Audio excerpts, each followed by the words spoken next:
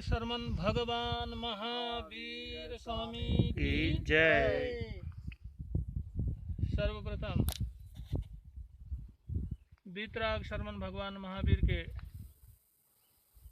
श्री चरणों में उधर से ले फटो। सिद्ध आत्मा, बुद्ध आत्मा, मुक्त आत्मा, परमपिता परमात्मा चरम तीर्थंकर शर्मन भगवान महावीर को स्मरण करते हुए भावभीनी वंदना करते हुए पूज्य गुरुदेव श्री रमणीक मुनि जी महाराज के श्री चरणों में यहीं से भाव वंदना करते हुए आप सभी पाठकगण के लिए या जो इस वीडियो को देखने वाले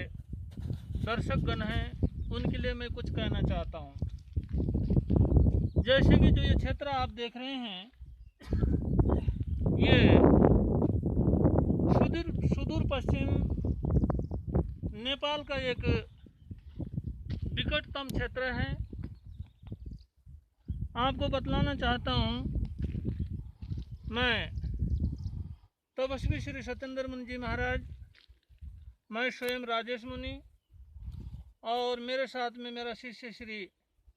सूर्यांश मुनि जी महाराज थाने 3 के साथ देहरादून से बिहार यात्रा करते हुए जन्मभूमि के स्पर्शन के लिए मैं यहाँ पहुँचा। नेपाल का ये विकटतम जो क्षेत्र है, ये सेती अंचल, जिला बजांग और ग्राम भाड़ीकोट के मध्य पड़ता है। वर्तमान में इस क्षेत्र को केदार सिंह नगर पालिका के नाम से भी जाना जाता है और ये जो हरा भरा भी, सूखा भी मैदान का जहाँ पर कुछ नाम निशान मात्र भी नहीं है, ऐसा बिल्कुल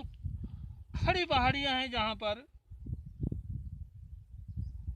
इस क्षेत्र के बहुत नीचे जब हम ढलान की तरफ देखते हैं, वो आपको दिख रहा होगा, ये जो नीले नीले कुछ हरे और कुछ नीले कलर के जो टीन पड़े हुए हैं, ये गांव का स्कूल है। बचपन में जब मैं कभी छोटा सा हुआ करता था तो मैंने प्रारंभिक अध्ययन इसी स्कूल से प्रारंभ किया था और स्कूल के ऊपर एक जो हरा सा बिल्कुल सघन एक वृक्ष देख रहा है, ये हमारे गांव के खेत हैं और इधर एक गांव दिख रहा है, कुछ घर दिख रहे हैं। जो घर ईंट सीमेंट के बने हुए नहीं हैं, बल्कि पत्थर और मिट्टी से चिने हुए, ऊपर से अच्छे अच्छे बड़े बड़े पत्थर काट करके जिनकी छत को छाया हुआ है, जिनको हम यहाँ ग्रामीण भाषा में पलटा बोलते हैं और इस गांव का नाम डाबरू है। मैं आज लगभग देहरादून से 1200-1300 किलोमीटर की यात्रा करते हुए इस ग्राम में पहुंचा। 2-3 दिन आराम करने के बाद मैंने विचार किया कि चलो देखता हूँ उन जंगलों में, उन वनों में, उन घाटियों में, उन पहाड़ियों में जहाँ पर कि मेरा बचपन बीता है और यहाँ कभी हम पशु चराने के लिए आया करते थे, कभी लकड़ी और घास काटने के लिए आया करते थे। और ये ऊपर जो जहाँ टावर लगा हुआ है आप देख रहे हैं, यहाँ पर एक घनघोर जंगल हुआ करता था और घास से बिल्कुल हरा भरा हुआ करता था। मेरी दीक्षा को लगभग 34 वर्ष पूरे हो चुके हैं और मैं देख रहा हूँ कि 34-35 वर्ष के भीतर प्रकृति में इतना परिवर्तन आया है। या तो जमीन से मिट्टी भर गई है, या तो वृक्ष कम हो गए हैं, या जो कुछ भी है, जो कभी ये मैदान जैसा एरिया लगता था, वर्तमान में बिल्कुल खड़ी पहाड़ी है और यहाँ पर कुछ वृक्ष हरियाली भी कम हुई है। मैं सोच रहा था कि ये नियति है या प्रकृति है, जो कुछ भी है, कि कितना कल्पना भी नहीं कर सकता था कि इस घनघोर विकट सुदूर पश्चिम में जन्म लेने के बावजूद भी यहाँ से हम भारतवर्ष की कल्पना भी नहीं कर सकते। कहाँ वो भारतवर्ष, कहाँ वो दिल्ली, कहाँ मेरे परम सेवा भावी संघ गौरव प्रवर्तक परम उपकारी पितामह गुरुदेव श्री प्रेम सुख जी महाराज का मिलना, उनका सानिध्य, और यहाँ से वहाँ पहुँच करके एक छोटी सी 13-14 वर्ष की लघु वय में गुरु का सानिध्य मिलेगा। और जिन्होंने जन्म भर जन्म लेते ही तो क्या मैं कह सकता हूँ कि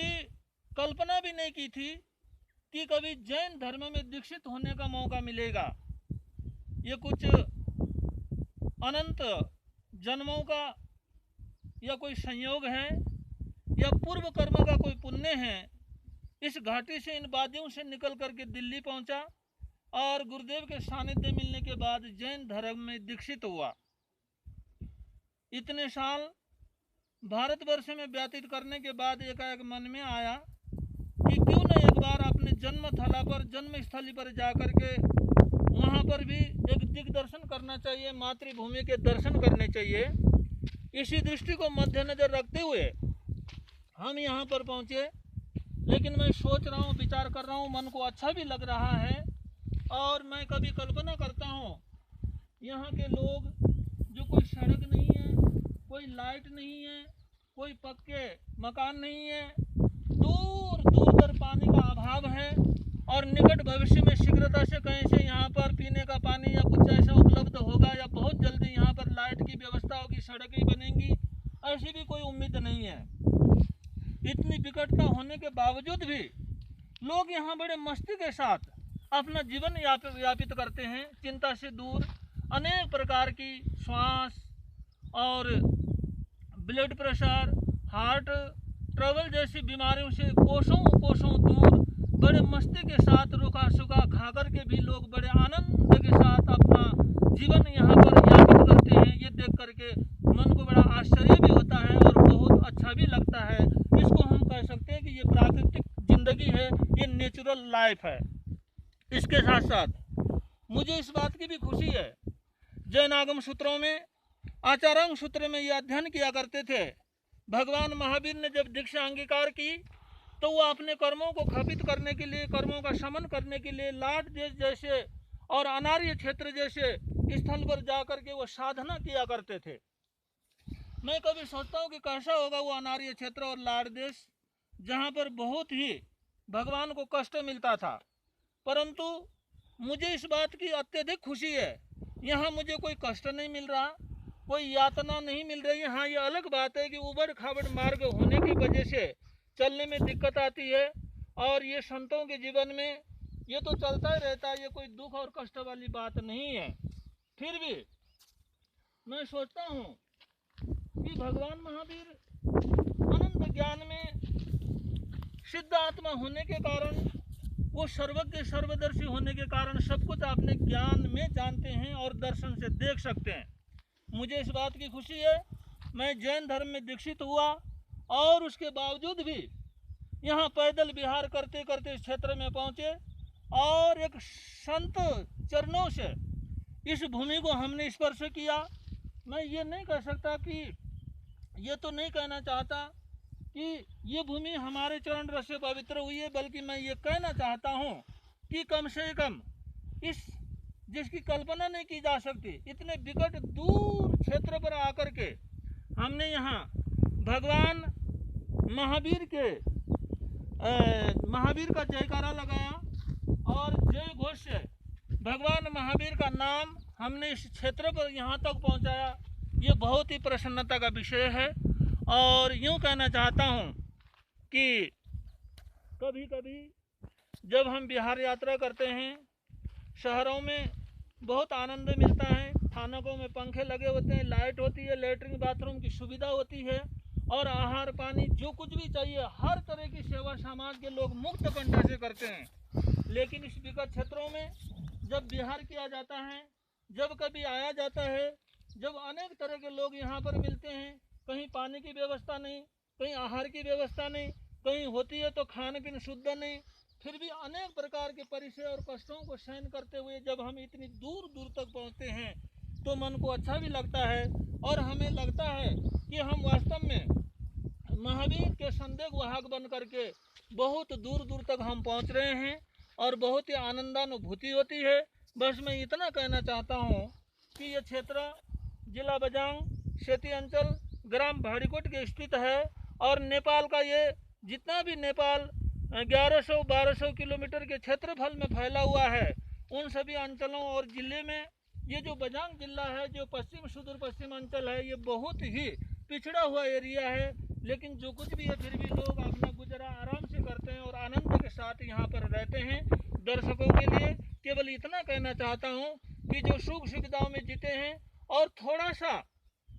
कष्ट आते ही, संसाधनों के कम होते ही बहुत घबरा जाते, चिंता करते हैं, उन लोगों को, ऐसे क्षेत्रों को देख करके, यहाँ के लोगों को देख करके, यहाँ का रहन सहन देख करके ये शिक्षा लेनी चाहिए कि वास्तव में इंसान कहाँ कहाँ तक पहुँचता है, क्या क्या नहीं कर सकता और हर परिस्थिति में आनंद में रहना चाहिए। ऐसी शिक्षा हमें इन क्षेत्रों से मिलती है। बस इतना ही कह करके अपने वक्तव्य को, एक उद्बोधन को विराम देता हूँ। जोर से बोलेंगे, बोलिए शरवण भगवान महावीर स्वामी की जय हो।